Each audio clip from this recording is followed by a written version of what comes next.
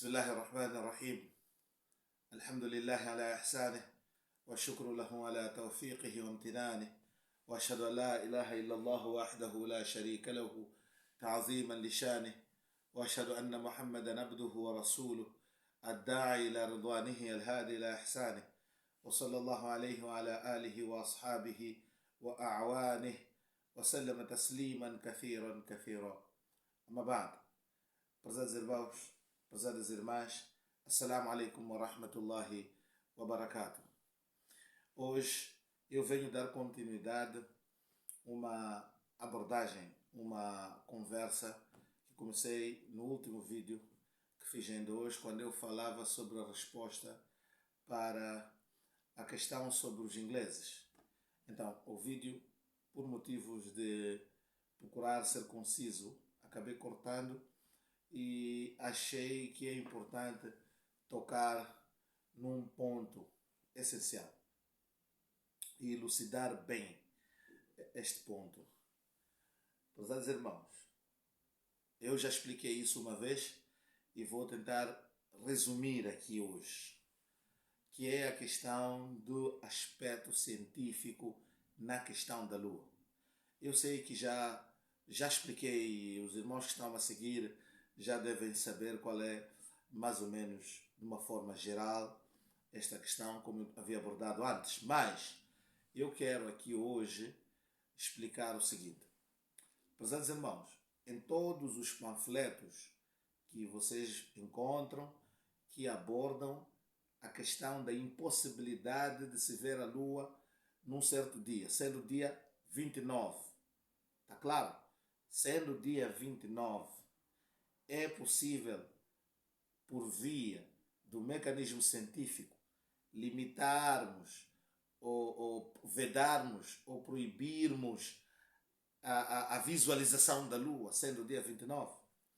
Então, para responder essa questão, prezados irmãos, vou começar com uma abordagem muito rápida, mas metódica, da Sharia, na interpretação da Sharia, para depois chegar àquilo que é o nosso entendimento, tá?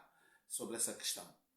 Na Sharia, Allah subhanahu wa ta'ala, quando ordena no Coran, não é? Quando nós procuramos no Coran, os versículos do Coran são diversificados.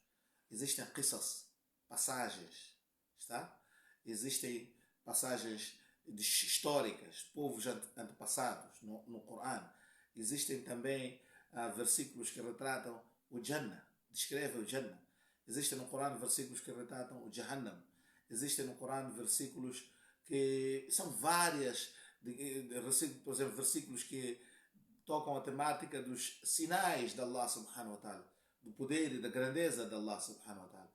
Falam do universo, das criaturas. E, no entanto, existem aqueles que são chamados versículos normativos. O que são versículos normativos? São aqueles versículos que, ou através dos quais Allah subhanahu wa ta'ala exige um certo comportamento. Então, existe uma regra básica, estou tentando ser rápido aqui. Existe uma regra básica para identificar quais versículos são normativos no Corão. Outros versículos que nós temos podem contar passagens, outros contam sinais, ayatullah, fil kawn, os sinais de Allah subhanahu wa ta'ala no universo. Allah chama para refletir, para meditar, para tirar lições, e também conta a história dos povos passados. Mas há versículos onde Allah subhanahu wa ta'ala exige um dever ser. São versículos normativos. Allah exige um certo comportamento daquela pessoa que está a ouvir. Está claro? Ali nós estamos diante dos versículos normativos. E nos versículos normativos, em versículos dentro dos quais há normas, nesses versículos, prezados irmãos, há alguns elementos que ulamás procuram ver. Não é? Por exemplo, Allah subhanahu wa ta'ala vai chamar pelos crentes, muitas das vezes. Ya ayyuhalladhina amanu. Abdullah ibn Mas'ud diz o quê? Quando virdes Allah subhanahu wa ta'ala dizendo Ya ayyuhalladhina amanu, prestem atenção, por quê? Aí algo será ordenado ou algo será desencorajado. É assim que ele diz, não é? Quando Allah subhanahu wa ta'ala diz Ya ayyuhalladhina amanu, prestem atenção. pois está a vir um comando. Por exemplo, Ya ayyuhalladhina amanu kutiba alaykum as-siyamu kama kutiba ala alladhina min qablikum la'allakum tattaqun. Allah subhanahu wa ta'ala diz: ó vós que credes, foi-vos prescrito o jejum. Está a ver? Ó vós que credes, foi-vos prescrito o jejum. Então, todos os versículos que vão sair a partir de agora, em relação a esta matéria, vêm neste mesmo formato. Quer dizer, o quê? Um comando de Allah subhanahu wa ta'ala para os crentes, no geral. Allah nunca não chama, pode às vezes especificar quando a norma é específica. Mas a regra é que a norma de Allah, quando Allah diz algo, é para a humanidade inteira. Ficou claro esse aspecto?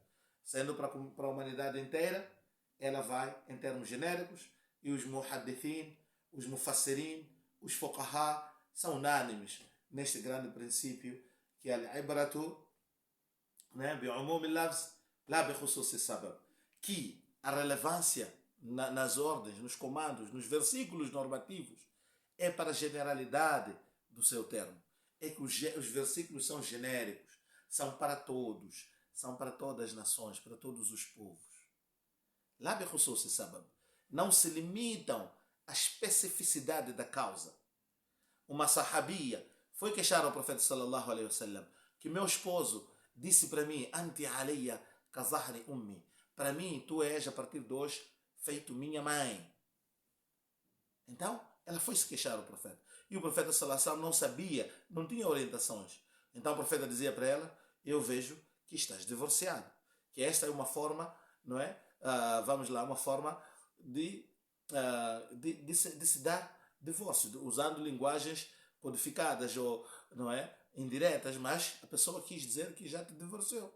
Então o profeta sallallahu alaihi wasallam dizia assim: eu não vejo. E a senhora continuava a insistir com o profeta sallallahu alaihi wasallam, explicando que eu tenho filhos, a minha situação é X, a minha situação é X. E as palavras dele nunca foram de dizer que divorciou. Allah subhanahu wa ta'ala revelou aí um ayat: قد سمع الله قول التي تجادلك في زوجها وتشتكي إلى الله. Allah subhanahu wa ta'ala ouviu as palavras daquela senhora que argumenta consigo, Muhammad, que está a discutir consigo aí, tá? Allah ouviu as palavras dessa senhora. Tujadiluka fi zawjiha. Essa senhora que está discutindo consigo a respeito da situação dela com seu marido. Wallahu yasma'u tahawurakuma. E Allah subhanahu wa ta'ala está a ouvir a vossa discussão. Quer dizer, Allah está ciente. No entanto, Allah subhanahu wa ta'ala depois regulou essa questão, dizendo o quê?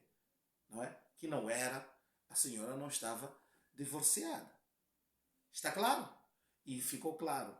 Então, se nós pensarmos que isso é para aquela senhora, esta regra toda de uso de linguagens indiretas para questões de talaq, né? O que chamam de, né?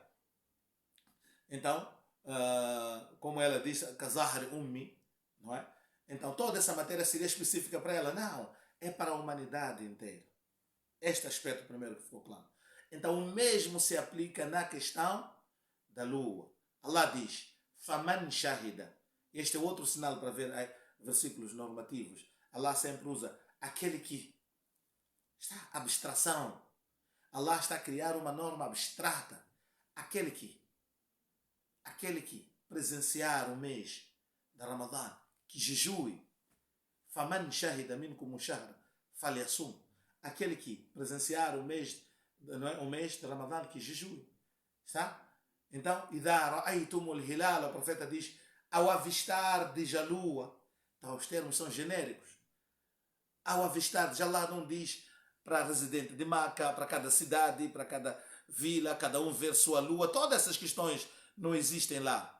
E depois, a regra que é unânime nos fuqahas é que Allah subhanahu wa ta'ala por vezes, não é, cria uma norma de forma genérica, mas que essa norma e depois ela pode sofrer aquilo que é uma derogação, que é uma restrição. Allah pode, por exemplo, Allah diz: yusikumullahu fi auladikum. Allah exorta vocês na questão da herança para os vossos filhos. Os muhaddithin, fuqahas, discutem que aí o versículo está para todos. Uns até discutem a questão se os descrentes estão envolvidos também, são chamados, são destinatários deste versículo ou não. É discutido também essa questão, se os descrentes são destinatários dos comandos de Allah ou não. Mas o que é unânime é que os crentes, todos eles, são. Então, Allah exorta-vos na questão da herança para os vossos filhos. Até aqui é para todos. A herança está aqui, Allah os exortou a todos. Mas depois já há derogações. O mesmo acontece com o jejum. Começa a haver exceção. فَمَنْ شَهِدَ مِنْكُمُ الشَّهْرَ فَلْيَصُمْ. Pois Allah faz a derogação. فَمَنْ كَانَ مِنْكُمْ مَرِيضًا. Aquele que estiver doente. Aí Allah está a retirar. Chama-se takhsis. Allah especifica as pessoas. Começa a fazer exceção da norma. Está claro? A norma فَمَنْ شَهِدَ مِنْكُمُ الشَّهْرَ فَلْيَصُمْ. Aquele que avistar e presenciar ao mês deve jejuar. Isso é no geral, todos os muçulmanos. Todos no dunya. Mas Allah faz a exceção. Portanto, é Allah quem diz a norma geral. É só Allah quem tem competência de fazer o quê? Exceção. Allah faz a exceção. فَمَنْ كَانَ مِنْكُمْ مَرِيضًا. Aquele que estiver doente. Ou ala safarin. Ou estiver numa situação de viagem. Então Allah extrai. Que chamamos de derogação, como chamam de direito. Que é quando a norma geral ela é restringida. Através de uma norma que visa a especificar. A fazer uma exceção. Está claro? Na questão do exemplo que eu dei da herança, inicialmente era para todos, mas depois o profeta sallallahu alaihi wasallam vem constante no hadith: "La yarithu al-muslimu al-kafira, wala al-kafiru al-muslima", quer dizer, não herda, um muçulmano não herda de um descrente, nem um descrente de um muçulmano. Portanto, houve ali exceção da norma. No outro hadith, o profeta sallallahu alaihi wasallam disse o quê? Nós, nahnu, ma'ashar al-anbiya, nós, os mensageiros, não herdamos nem deixamos herança. Está claro? Os profetas não deixam herança. Os bens que estão, que os profetas deixam, ficam para uma. A partir dali, a Aisha radiallahu ta'ala anha impediu suas parceiras, colegas ou companheiras, outras co-esposas do profeta sallallahu alaihi wasallam, que queriam reivindicar diante de Abu Bakr Siddiq radiallahu ta'ala anhu a sua herança depois da morte do profeta sallallahu alaihi wasallam. Aisha explicou que vocês não viram, o profeta sallallahu alaihi wasallam disse que nós não deixamos herança. Então há aí uma exceção. Portanto, o que eu quero dizer com estes versículos é o seguinte: na questão da lua, sumu li ru'yatihi wa aftiru li ru'yatihi, jejuai ao avistardes a lua, parais de jejuar ao avistardes a lua, não há referência de nenhuma exceção, nem do Corão, nem da Sunna. Por isso não há nem exceção, nem condição. Ele é geral e é abstrato, é incondicional. Não diz para aquele que está no país X, no país X. Não existe essa exceção no Hadith, nem no Corão. Não existe. Está claro? Existem palavras que são atribuídas a Ibn Abbas, afirmações de Ibn Abbas, que não são afirmações de Ibn Abbas. Em uma outra ocasião farei um vídeo a explicar este hadith de Ibn Abbas, hadith Quraib. E, no entanto, não são palavras de Ibn Abbas, mas são atribuídas a Ibn Abbas, e, no entanto, são palavras de Imam Muslim. E logo a pergunta é: o Imam Muslim pode fazer derogação do versículo do Corão? Os muhaddithin e fuqaha são unânimes, que não. Uma afirmação de muhaddithin,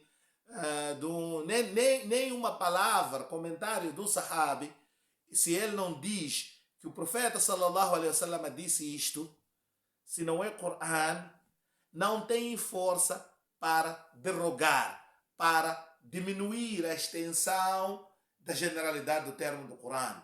Não tem capacidade. É por isso que o princípio da lei universal é o princípio objetivo de Sharia. Que fique claro que a lua vista na Arábia Saudita também vale aqui, vincula a nós. Se a Arábia Saudita viu a lua e o tribunal da Arábia Saudita validou aquela lua, esta lua é válida não só para a Arábia Saudita, é válida para nós também. Entendam isso. E, no entanto, aqueles irmãos que dizem que não, se querem seguir isso na base do Corão e da Sunna, na base de din, não apenas de emoção. Se é na base de din, primeiro tragam hadith, tragam Corão e Sunnah para fundamentar, para substanciar, para ser a base de suporte dessa vossa alegação. Primeiro vão procurar Corão e Sunnah, não vão procurar tio, Maulana fulano, fulano disse, é useless, desnecessário. Está? Ninguém desses tem capacidade de criar uma norma no Sharia ou diminuir, nem tampouco de restringir o umumia do Kitab Allah, a generalidade do livro de Allah. De acordo com o Imam Shafi, vamos começar, de acordo com o Imam Malik, Imam Abu Hanifa, Imam Malik, Imam Ahmad bin Hanbal, e também a escola de Imam Shafi, que veio a posterior, todos esses são unânimes nisso que eu falei aqui. Existia uma afirmação inicial na escola de Imam Shafi, mas saibam que as pessoas podem mudar de opinião.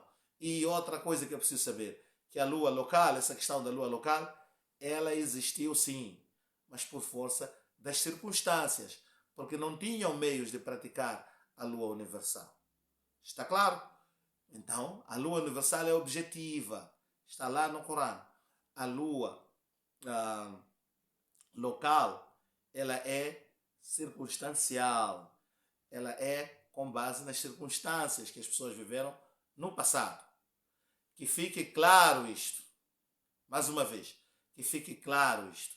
Vamos dizer não a 2 ides. Não 2 ides. Vamos todos. Eu convido a todos para darmos um basta nessa questão de 2 ides. Por Allah, façam isso para o din de Allah. Façam isso em nome do din, para exaltarmos o Islã. Faça isso para cada um de nós poder dizer que nós, a nossa geração, deu basta à questão de 2 ides em Moçambique. Wa akhiru da'wana anil hamdulillahi rabbil alamin.